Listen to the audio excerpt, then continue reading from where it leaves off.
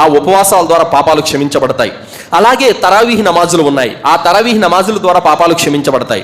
అలాగే లైలతుల్ కద్ర్ ఉంది, దాని ద్వారా పాపాలు క్షమించబడతాయి. అలాగే ఇంకా ఇతర దాన ధర్మాలు, సహరీలు, ఇఫ్తార్లు, జిక్ర్, ఖురాన్ పారాయణం ఇవన్నీ ఉన్నాయి. వీటన్నిటి పుణ్యాన్ని పొందాలంటే ఏం చేయాలి?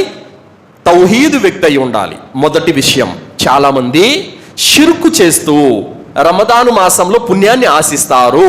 అలాంటి వారికి అనా పైసా అంత పుణ్యం కూడా రాదు.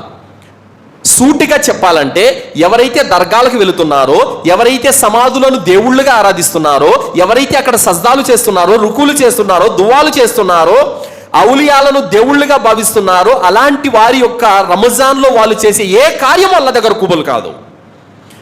చాలామంది 30 రోజాలు, అల్లాహు అక్బర్, ఎంత గొప్ప విషయం, పొద్దున్న నుంచి సాయంత్రం వరకు దాదాపు 15 గంటల పాటు ఉండేటటువంటి ఉపవాసం యొక్క పుణ్యం అతనికి